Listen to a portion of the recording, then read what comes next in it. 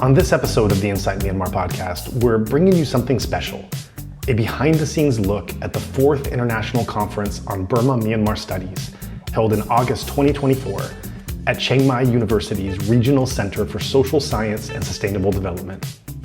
This event tackled some of Myanmar's most critical challenges: ongoing conflicts, peace processes, human rights, and the impact of the 2021 coup. It was all about fostering research, dialogue, and advocacy for sustainable solutions. Now, here's where it gets interesting. We were given exclusive access to the conference and even an office on site, allowing us to record brief, on-the-spot interviews with attendees. These interviews are different from our usual long-form episodes, as we conducted 10-minute grabs that cover a broad range of topics. We were able to reach out to a total of 18 different guests, all of which we're bringing to you in this 4-part series. A quick note, since we were recording right at the heart of the conference, you might hear some background sounds from the event itself. Our sound engineers work their magic to clean things up, but the audio quality may feel a bit different than our studio interviews. In any case, we hope that this just adds to the authenticity of the experience. And with that, let's get into the talks that follow. This episode is the 4th and last in the series, and we encourage you to listen to those episodes that came before.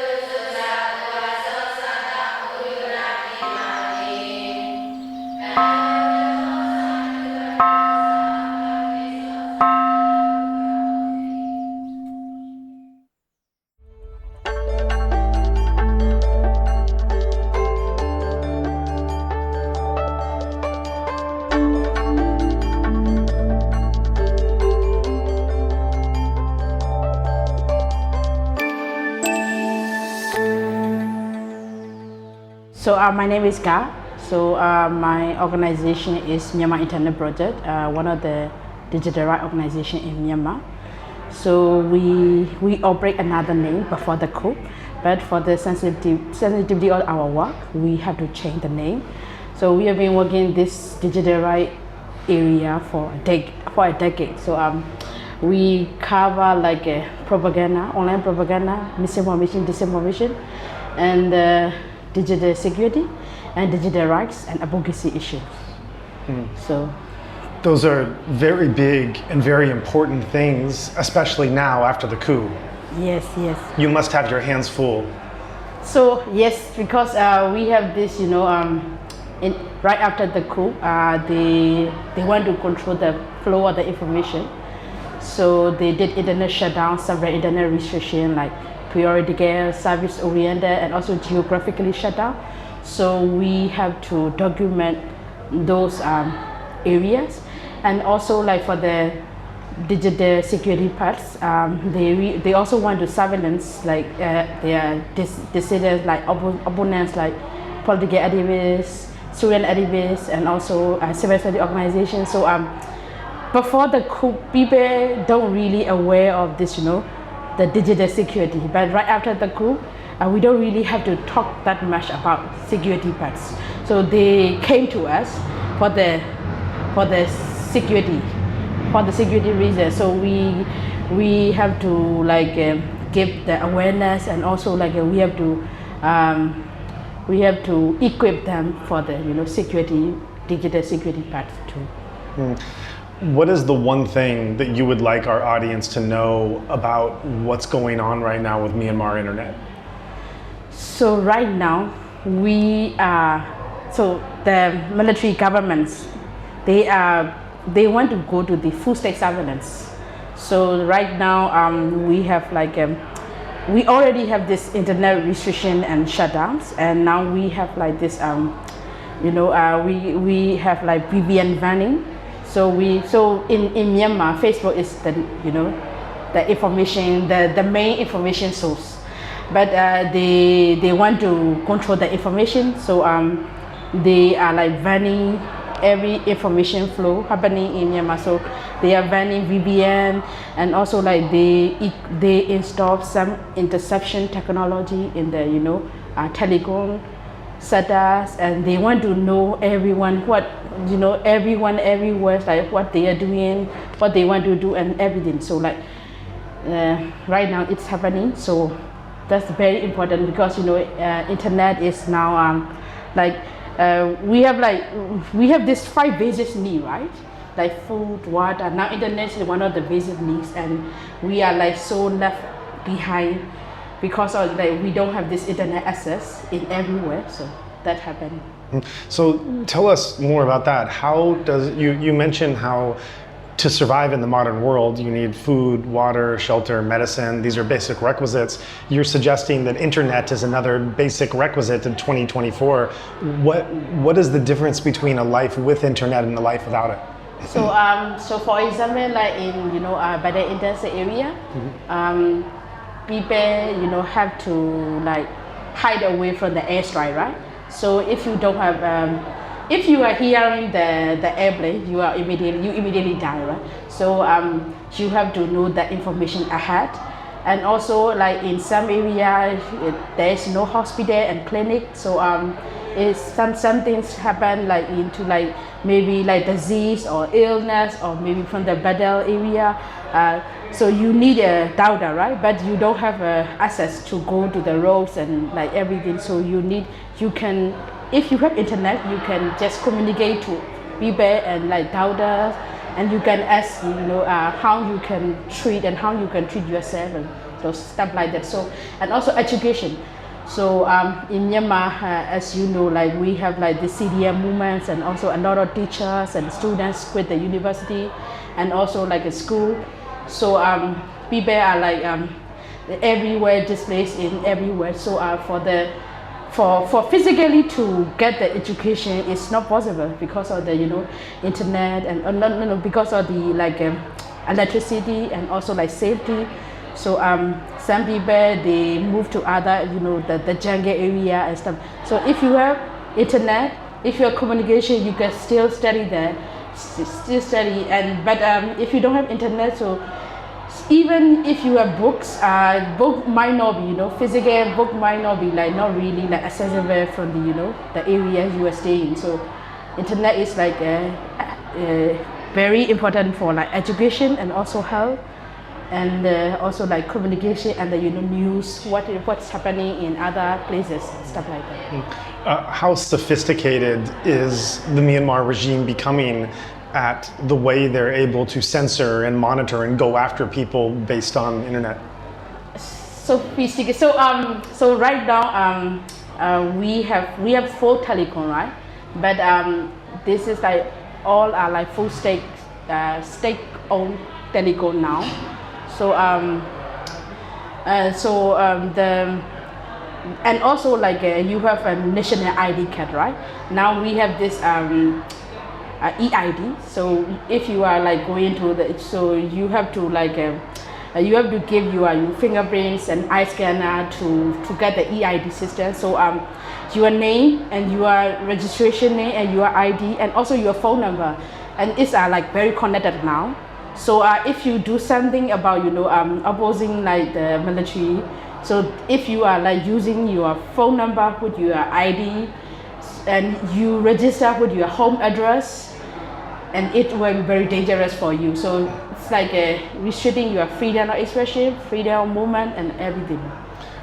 I've heard stories that there have been 17-year-old girls who have simply liked a Facebook post and found themselves in trouble with the authorities. Is this becoming common in Myanmar? Simply liking a post of some kind can get you in trouble? Yes. So you heard about this doxxing. So pro-military groups and accounts. So Meta removed them from their platform. So they moved to the Telegram and TikTok and also YouTube. So for the Telegram, if you are like if they are like in your like Facebook accounts and in your groups, and if you are like changing, just only changing the black profile just for the certain user, because we change the profile just to support the just to support the pro-revolutionary movement. So if you only change the profile or just only like or comment or share, you can be like a doxxing your personal information, and also your home address, and also you are like your workplace and also everything. So there are a lot of especially women in Telegram, they have like revealed their photos, their address, and their workplace, and in their post like the military should arrest, the police should arrest this woman or this man because they are like against the military and stuff like that. So it can be really dangerous. Just only liking the post, comment, share, and also change your profile picture. Right. Now you talk about the internet being a basic need for survival, and you've given some examples, but it's all like education. If you go for some period of time without education and then it starts again, you still lose those years, those formative years that were lost. You can't just jump right back into it. So how would you describe, even let's say that even tomorrow internet was going to come back in Myanmar and be safe and be widespread and be everywhere, what would the loss be? Even if internet was restored safely tomorrow, how would you describe the 3.5 years of what's happened with the loss and the lack of safety on internet going forward? So even for us who is like living outside of the country and get internet access, whenever we go to the international space or discussion, we are really left behind. Like for example, like now AI. People are talking about the use of AI and and also AI governance, how to regulate AI and stuff like that. And at that time, we are struggling to get the internet connection. So even though we get internet tomorrow and everything is fine, we will have to like follow a decade. If we are like for 3 years or 2 years, it will be like I'm really afraid to say that we might be a useless society if we are not like getting this internet for these 2 or 3 years, because the war is moving fast, and I don't even know because even as like working in the digital fields, we don't really know how to talk about this governance, AI governance, and also machine language and also stuff like that. So because we are way behind that topic, so I'm afraid that we might be the useless society if we don't get the internet access all over the country for 3 years or 4 years. I'm not that negative, but So my final thought is like everywhere in the world war is now like many problems, right? Gaza and also Ukraine and everywhere, like Palestine, But our issue is also like still happening, right? The war is like moving fast, and like we know we are like the longest problematic question like country. But I want to tell the world like Myanmar is still like behind, right? So for the resistance group, and also like we are still doing resistance and we are still doing revolutionizing. So we also want to we also want to go with the flow of the world trend, right? So I just want to say that we still are in the problematic state. So don't forget our country too.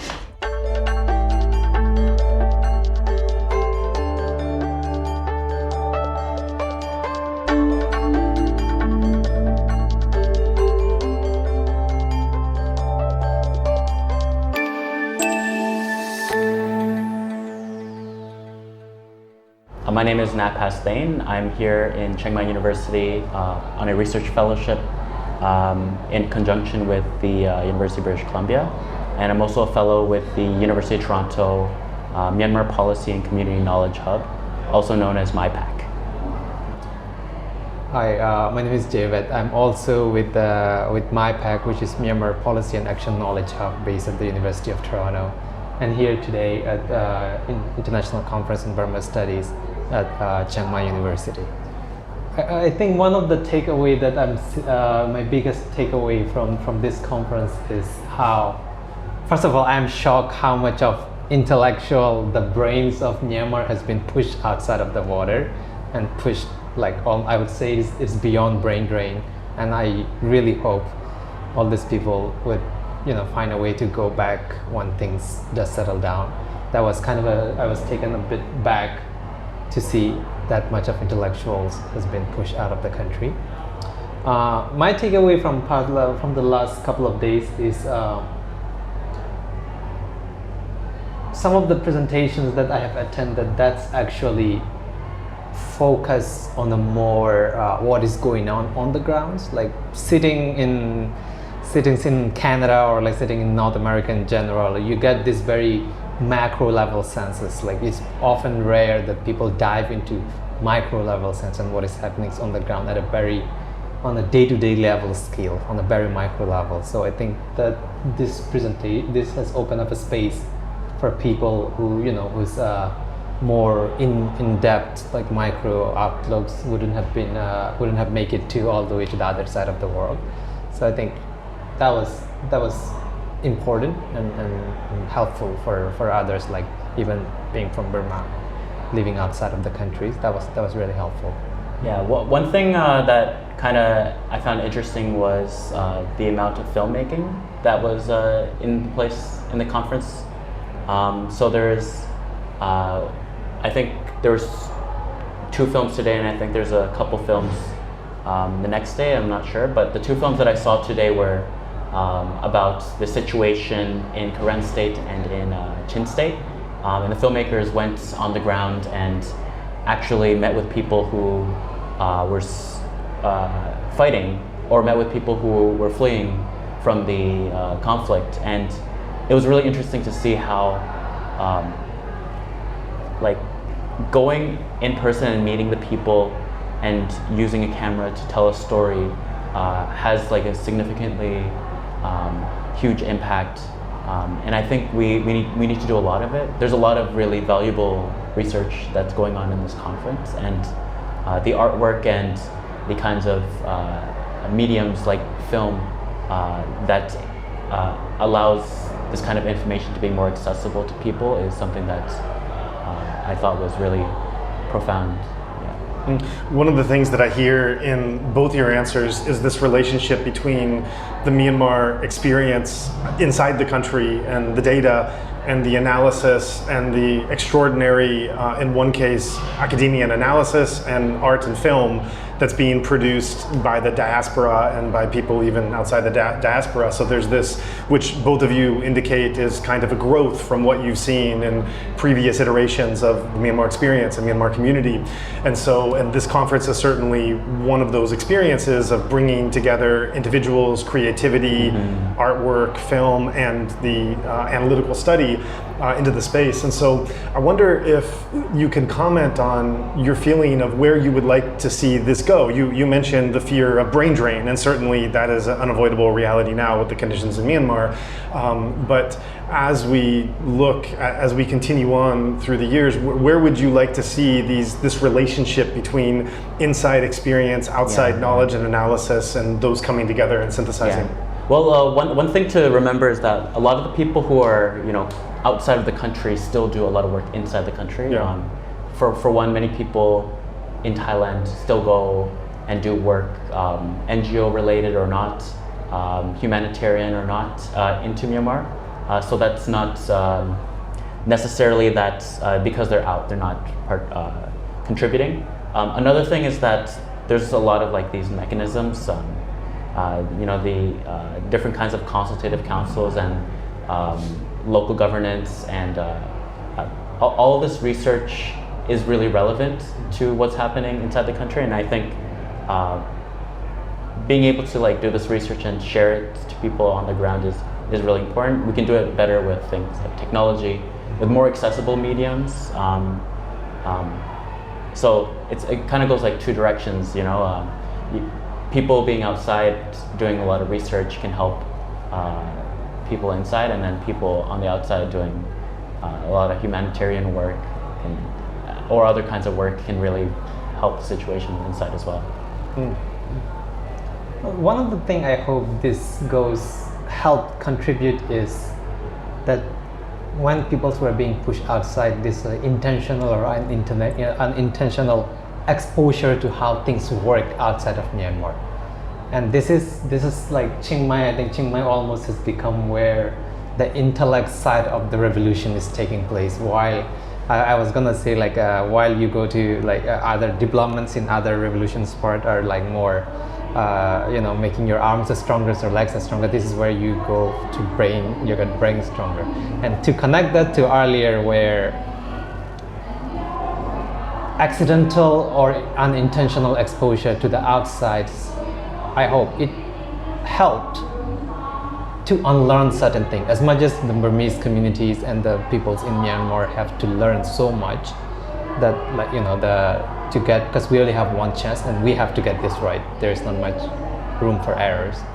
As much as we have to learn this new territory, new landscape, there is also a lot of things to unpack and unlearn, the residuals of propaganda, decades long of operations and media narrative that has developed. I was just watching the presentations by Greg Constantine, and whenever you talk to the Rohingyas and their inclusiveness, like in the Burmese politics, people's bring up like 82 citizenships laws and whatnot. But then one of the things that I hope I think Greg was exposing downstairs was like the Rohingyas, even in the crisis mode, exists way before 1982, and he was showing a document from the British wartime service in 1860 something. So these are like kind of unlearning that the Rohingyas didn't start out of nowhere in 1982, but goes centuries back. And so kind of like a lot of things that to unlearn and to unpack.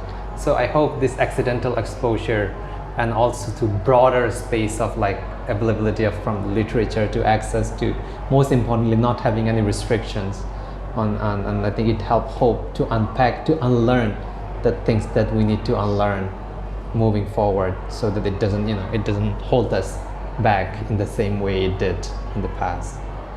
So I would like to ask you a question of identity, because you're both from Myanmar and particularly being from such a marginalized community where the sense of belonging is in itself of a question. You're in Chiang Mai, Thailand now, this intellectual center of the revolution, but you're currently doing studies, programs, advocacy, all kinds of incredible, wonderful things in Canada.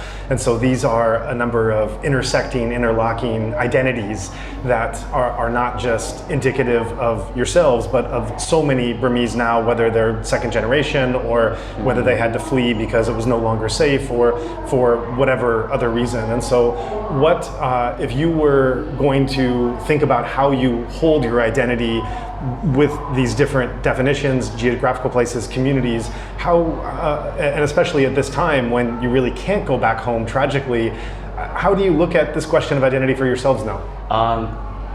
I think mine is complicated because so my dad was part of the ABSDF and my mom was they're both from Dawei, and they met in Thailand in the 90s in a refugee camp. And 1999 I was born in the refugee camp, and then 6 months after I came to Canada. I was given a Thai name. I actually met in Thailand the person who gave me the name. And they actually spelt it wrong the day of, but I'm keeping it this way.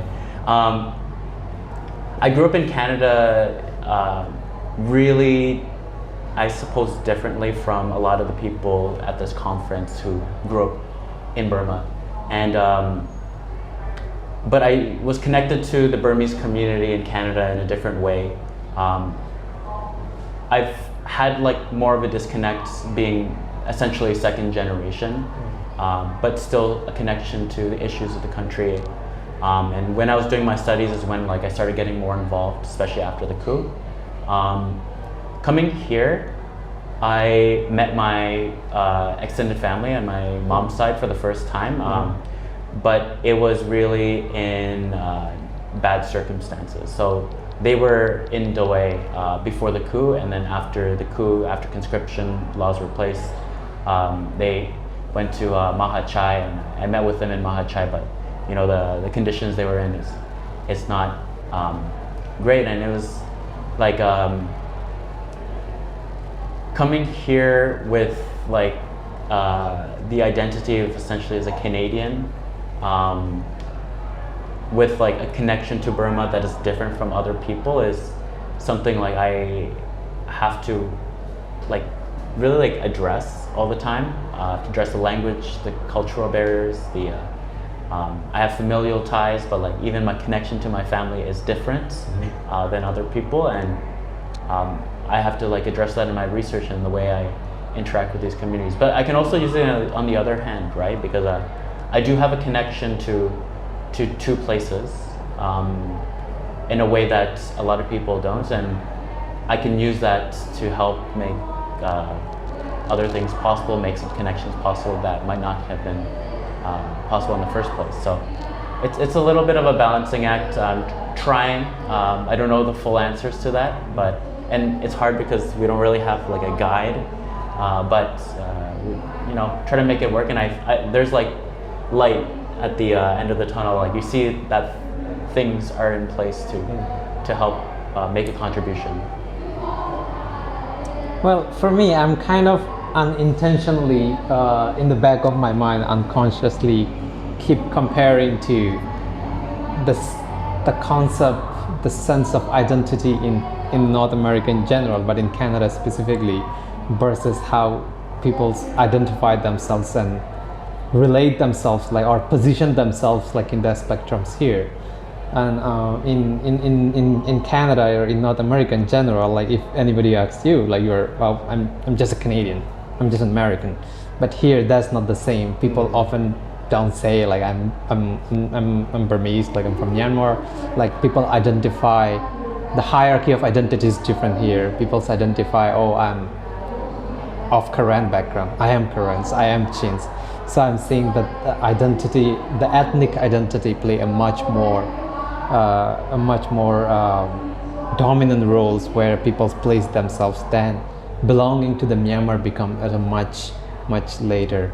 And I'm not sure if you noticed, there was a paper earlier from the International IDEA, I believe, who were also like asking the same questions, where their finding was a little, this is again people from inside Myanmar, and inside Myanmar it went a level deeper, where people identify, I am Buddhist first and foremost, then I belong to these ethnic groups. Then in the third stage it come like I'm from Myanmar or I'm Burmese in general terms. So like you see the hierarchy of identity. Meanwhile, if you go to America, it's like nobody say I'm from I'm Baptist from Texas, then I'm American. They will say I'm American. And I see this partially coming from when your national identity doesn't fulfill all your security needs, all the other things, that the rights that need, you kind of naturally get close to or naturally identify, associate yourselves with the identity that gives you the most security or things that you need to survive. So I'm kind of saying like when inside is people sort of still relate to the religious identity first and foremost, the other becomes secondary and tertiary. In Chiang Mai, I'm seeing like the religious identity fall off, and then it became people are still hold onto the ethnic identity. And once you move a little bit broader to the west or like to other places, then you become like a Burmese or the adopted home countries or temporary home for myself, like identify that sense. And I hope that, you know, that's the reality, that's where it is. I hope that change where in one day we go to a country where your country identity fulfill all your basic rights you need to live as an individual dignified way, that other identity become irrelevant. I would say that continue to be interested and if you're outside of Myanmar and outside of these spaces, definitely work to help raise awareness. Find some creative ways, join with some groups, cooperate, work together, and find some smart ways to make an impact. Yeah, I would lead with that. Well, I would say we are at such a critical junctions where, you know, things are being reshaped, lines are being redrawn, concepts are being challenged, new concepts are being imposed. We're at a critical junctions which is probably that hasn't happened in the last few decades in Myanmar history. So we are at a junctions where we have the agency and capacity to help contribute to that change. And I hope we all, and I urge we all contribute that so that we get this right this time, so that this doesn't repeat in the history, in our history, so that our next generation don't have to go through the same thing that we are going through. Let's help contribute so that this vehicle goes in the right directions and never have to take other, you know, reverse turn or U-turn again in upcoming days. Thank you.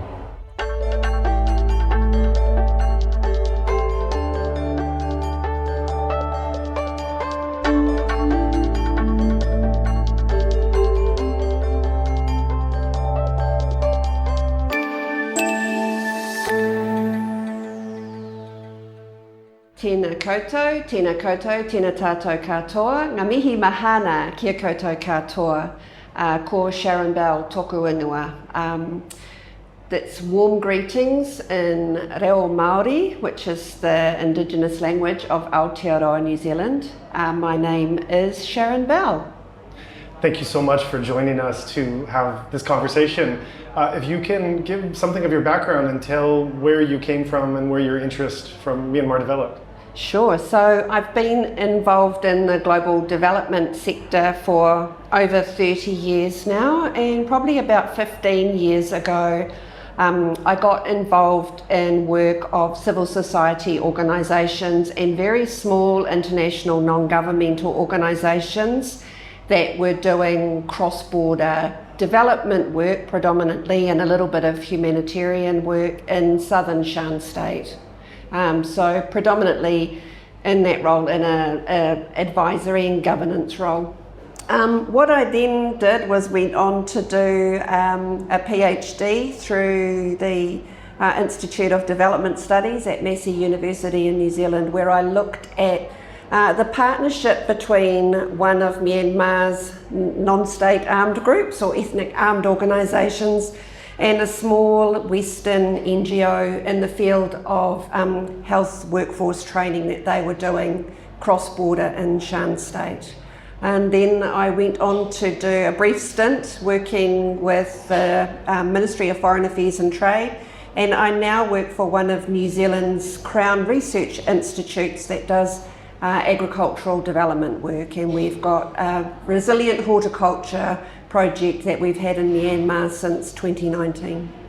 Well, I think the thing that I was really interested in was the nature of the partnership between the ethnic armed organisation and a Western organisation on essentially a development project. So at the time that I did my research, it concluded in 2017, the international community, that's a very broad label, was tending to focus its effort on working alongside the state at that time, so the NLD government that had come into power in 2015.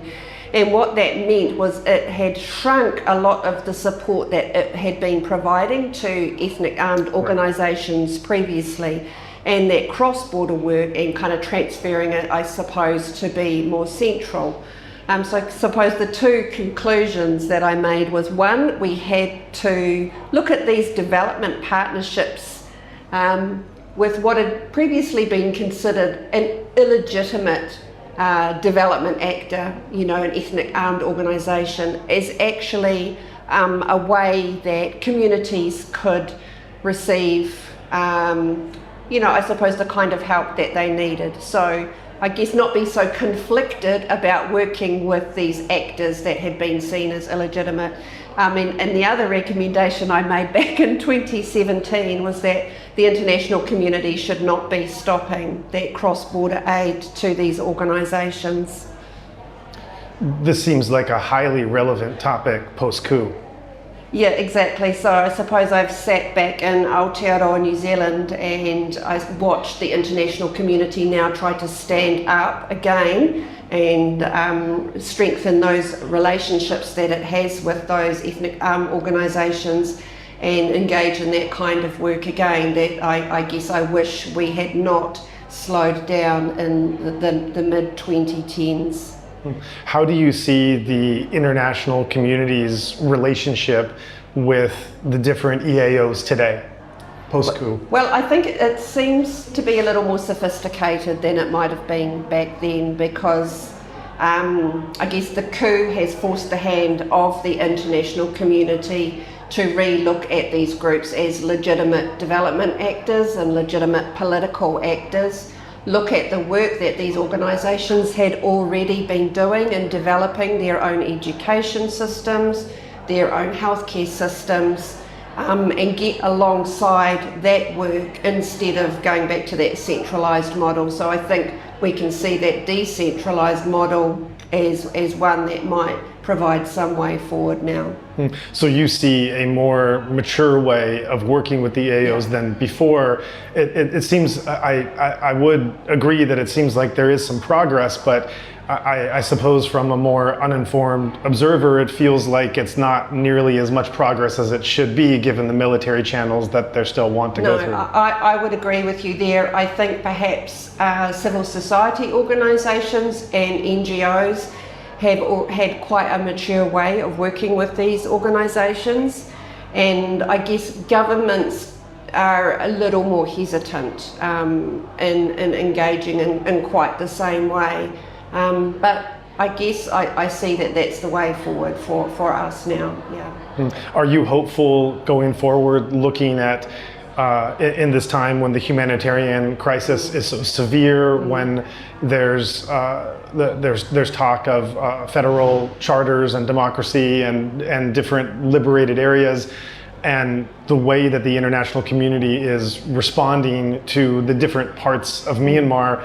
Are you hopeful in seeing their response, or are there still some things you feel they're just not getting, and if so, what are those? I'm not sure. Look, I'm ever hopeful. I have to be hopeful about the human condition. I have to be hopeful about what communities are doing for themselves on the ground. And I guess I have to be hopeful that the international community will see those efforts of communities on the ground, helping one another, and get alongside that more. Yeah, I have to be hopeful. Right. If you could just say a word about the current work that you're doing regarding agriculture for the New Zealand government. Sure. So Plant and Food Research is a Crown Research Institute. So we have about 400 scientists on staff that work across varied areas such as plant pathology, entomology. So we're looking at integrated pest and disease management, post-harvest storage of crops. So this work, funded by Aotearoa New Zealand's International Development Cooperation, has been going since 2019. And I guess for me, the hopeful thing is that work continued. We are working with a local partner in Myanmar, that Proximity Designs, that has reach throughout Myanmar. So that work, despite COVID and despite the coup, has actually been able to continue with the New Zealand government's support. So I guess that's one thing that does give me hope as well, that there's these very mature civil society organisations, very well connected in Myanmar, that are able to carry on with that work, especially at that literal grassroots level with farming communities. How severe are you seeing the food insecurity across Myanmar now? Yeah, it's very severe. So I'm not a numbers gal, so I can't pluck them off the top of my head, but I do know that the number of the population that's getting into that extreme food insecure status is pretty severe. Yeah. Right. And so as someone who's been involved in the Myanmar sphere and studies for this time, you're at this conference here, you're now speaking to Myanmar people, allies, observers the world over. Well, I guess what I would say to those who look like me, Farang, for white people or people from the global north, let's keep listening. Let's keep listening to our comrades that we are speaking with at forums like this. Let's keep, I guess, getting alongside them and supporting the work that they do. So that's, I suppose, that's the message I can give is to people like me from the global north is, I think our role is to listen and support as much as we can. Yeah. Thank you. Kia ora.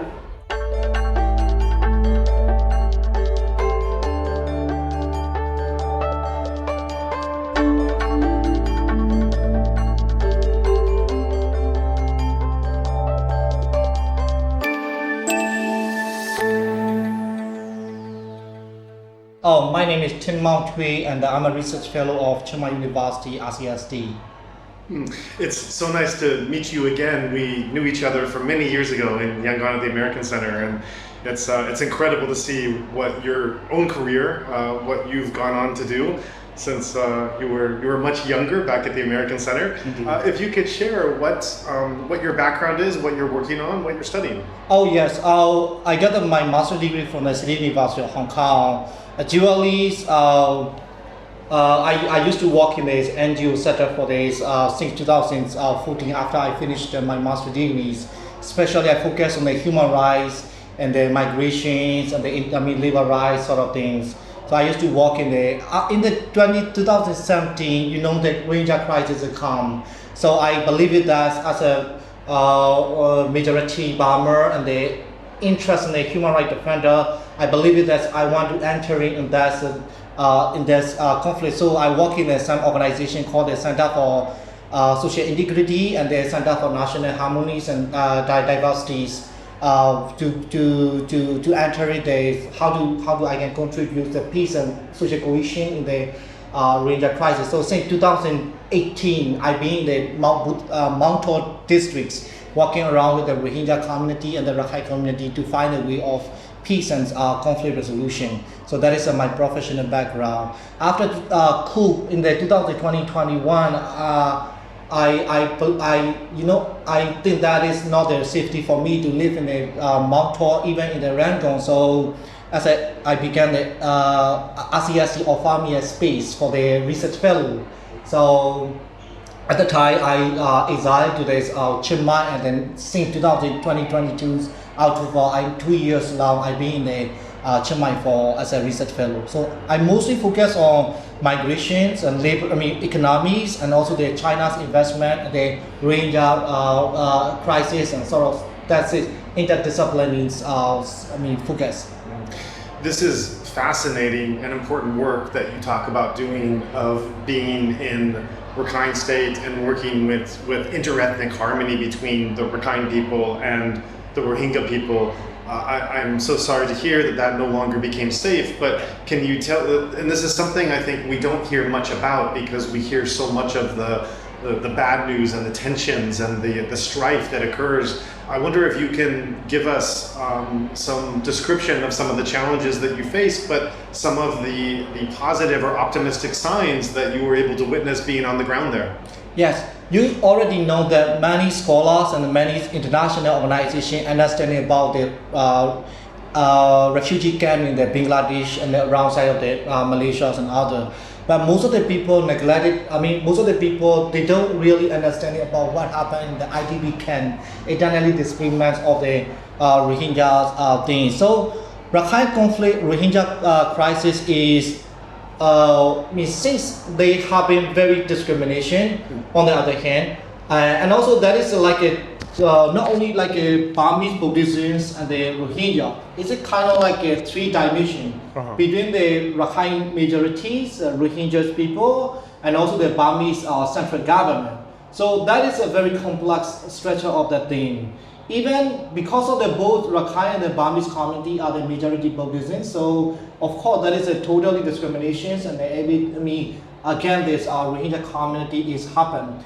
Especially international organizations, on the other hand, they mostly focus on the humanitarian aid, especially because of their limitation of the both funding and their mission. They mostly focus on to provide the Rohingya community. But on the other hand, other side think that is kind of like you are the supporting their enemy or kind of like things. So that will be making the more less cohesion among the people. Somebody got something, somebody did not. Because of Rakhine civil war between the Arakan army and Tamador military, separate a lot of the Rakhine people, especially too.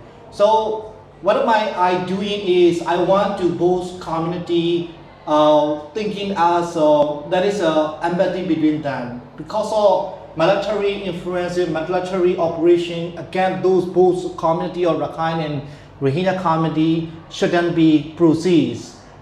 That is my message to them. And if they don't cooperate, they unite each other, the outsider will devise and they're making that crisis, and the Rakhine will stay in the conflict. That is the reason I work in the Rohingya community and Rakhine states to ensure that both will be cohesion each other in the long-term process. This has also been very tragically a problem that we've seen in the past few months. This year, some of the tensions that have developed, not just with the Burma army that has been in Rakhine State, but flare-ups again between the Rakhine and the Rohingya.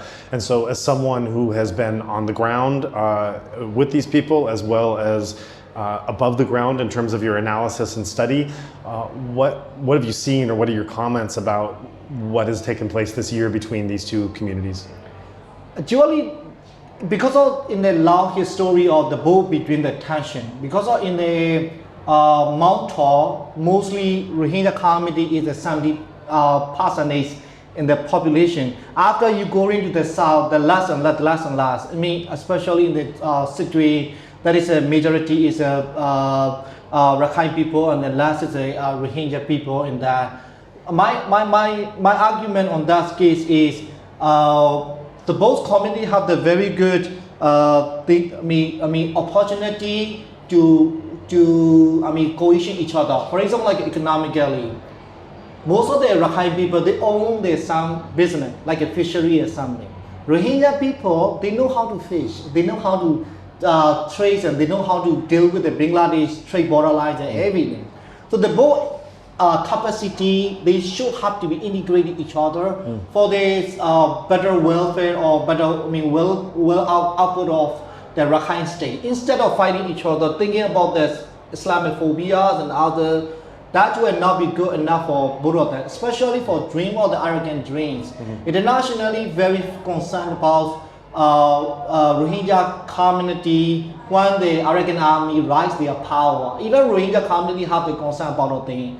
All those recognizing of their ethnicity, their citizenship, and integration between the Arakan army will be good enough for them to have the trust between each other, because the both half of population is millions and millions. So without the cooperation, that will not be sustainable peace for that. So instead of who right and who wrong, or the who is victimizes or who is a perpetrator, the long-term solution must need is, especially what I did is I organized a community among the diverse, and then they discuss each other and they make in the dialogues each other, and then what is their needs and what is their stereotypes and what is their want, and then later they will be solving about how do we ensure their unity and their solidarity each other for peace and prosperity of the Rakhine. That is mostly what I did, and that is I believe it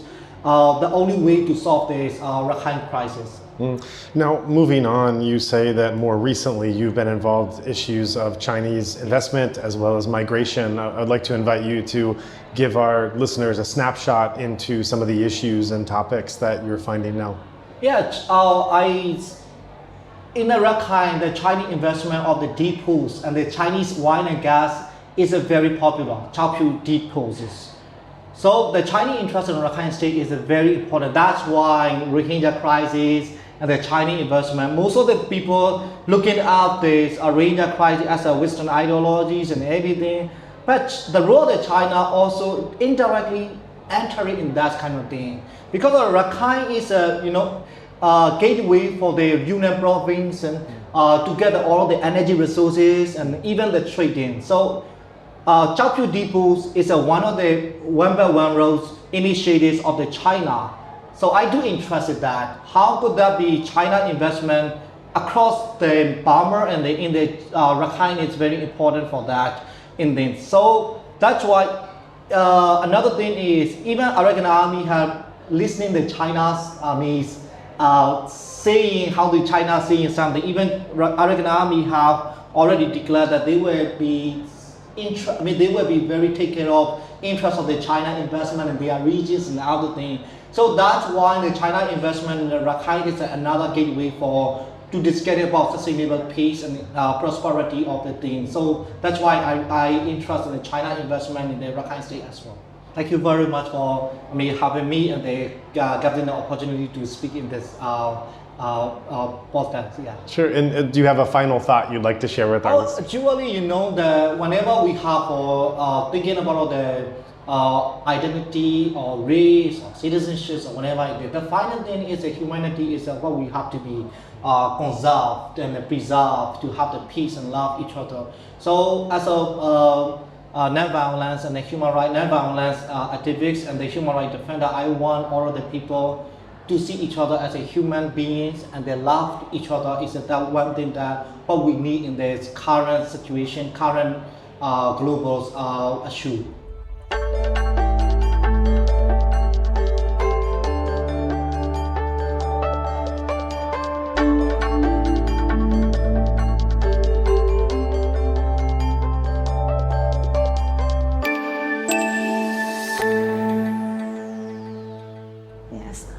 My name is Kamai.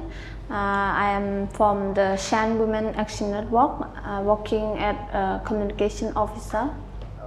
My organization. Yeah. The Shan Women Action Network is like the women organization, the community-based organization. We founded in 1999 on the 28th March. Founded by 40 women activists. At that time, around 1996, there is a flood in Burma, in Shan state, and many citizens, our people have to flee to Thailand and at the border. But in Thailand, they did not recognize us as a refugee, and that's why we have around the Thai and Shan border, there were many of our people come stay at the border and cannot access to the legal service, also education, healthcare, and that's why we have the 40 women who are already active along the community. They were the teacher, they were the nurse, they were an expert in healthcare sector, and they come together and they support the people as much as they can, and then they realize that to make the support better, they should come together and support an organization. That's why Shan is our name, the Shan Women Action Network, is because we already have action, but we just collect all the action together and we make an organization. We start with health program, education program, and also crisis support program. At that time, our people who don't have document and they have to work in 3D work, 30 dangerous work, that kind of work. They have to work and they want to support for women healthcare. They don't have access to the health service in Thailand. That's why they will do self-help from their knowledge, and they form the Shan Women Action Network. But with the aim to how to say, to build social and political change in our country. We aim to to have more women in the political, to have like women why are hard by like international also. That's why we form Shan, and we start work. At that time we don't have like program or department. We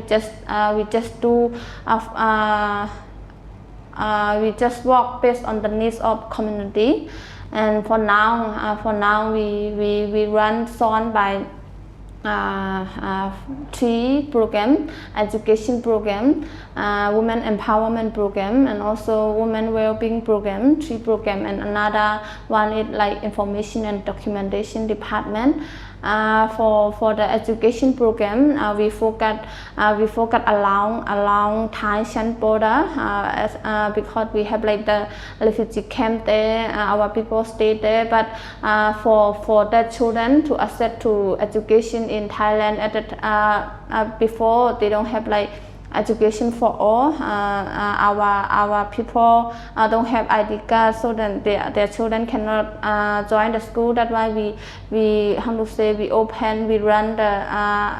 the school for the children, and also we do like advocacy to help that children access to the education system in Thailand. But for now we can join with the Thai government school, but we still need to spotlight because our people, our students, they are Shan, or they are from like free from Shan state to Thailand, and they don't have access to they cannot understand the Thai language. That's why we have to have like Shan speaker teacher. We support like teacher, and also like the HRV infected families, the kid from that family.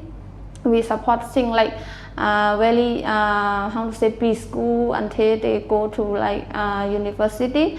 We also have like scholarship program for the students who have to continue their university, and also like the boarding house for like small kids.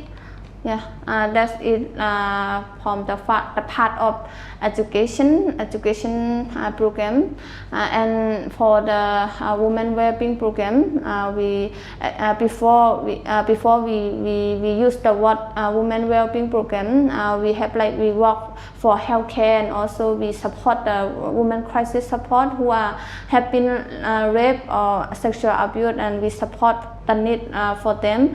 Then we combine two action to work under the women well-being program. That's why under women well-being program we have healthcare for women, reproductive health care or awareness for women. We take care pregnant women at the beginning when they pregnant until they give birth, for the mother and also the baby, the nutrition for baby also. This is we work also along in the border, and also in Shan state. In Shan state we focus on the area where the healthcare cannot access, is where it's the very rural area. We also have like health worker in our in the location that we focus. From the health worker, they take care for this kind of need for women. And also in another way, we also support for the survivor, violent survivor who have been violated right or sexual gender-based violence, that kind of thing. We support, like we assist for them to get like justice, or also on the other hand for their health access, for the need of health after being violated, that kind of thing. These are under the women well-being program. And for the women empowerment program, we give training, we open internship, we do like young women leadership training. Also another step, another advanced level, we have like emerging women leadership training. For now, we change the name to the women political deployment training. This training we aim to promote women capacity to be able to to be able to be involved in the politics and in decision making level. That's for this step. But for intern and also like 3 months, 6 months young women leadership training, we keep like their work experience. Also we build their attitude. We give awareness for them to be know about their right, their healthcare, or anything that anything that in our school didn't train or didn't give. Yeah. This about our program, 3 program, and for the information and documentation department is already start working before we form our organization. We do documentation about human rights violation in Shan state. Mainly we focus on like women rights violation, and also the sexual and gender-based violence. We collect the information for sometimes we produce a report, or sometimes we based on the information and the situation we produce like briefing paper or newsletter, and sometimes we use the information to do advocacy and to lobby for the stakeholder to get those survivors to justice. Yeah, this all our work. And one thing also at the moment already you may like a little bit know, Shan also one of the founder of the Women League of Burma. Yeah, one of the member. Yeah.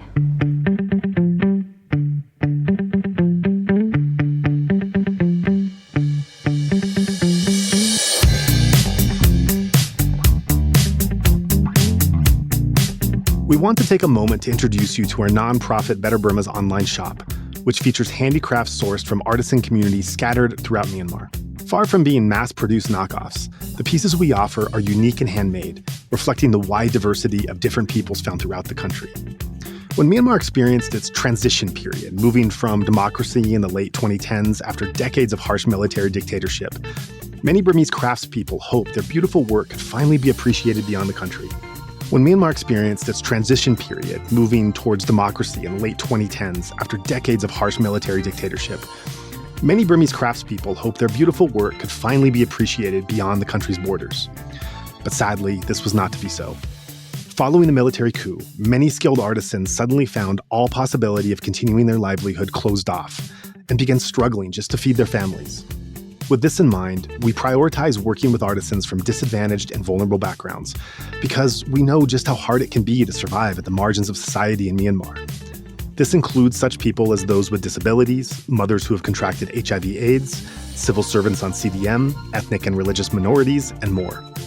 To view these wonderful pieces, please visit alokacrafts.com.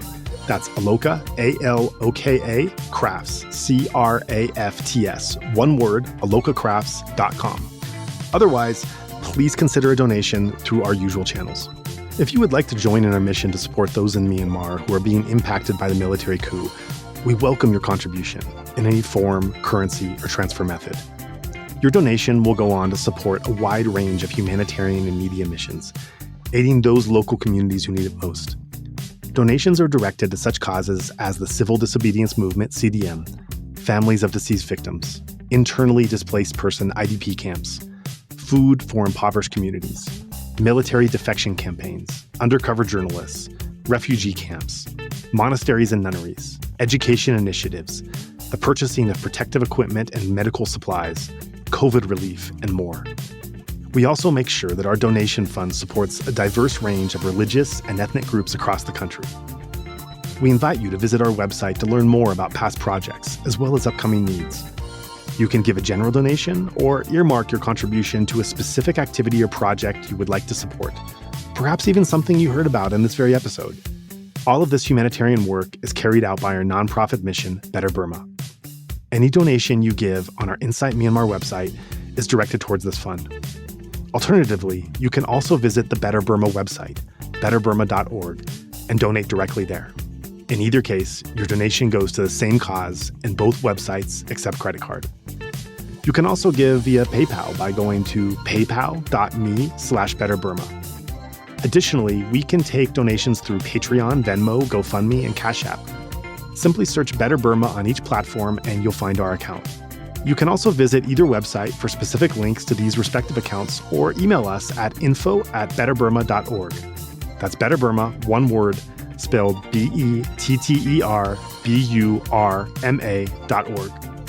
If you would like to give in another way, please contact us. Thank you so much for your kind consideration and support.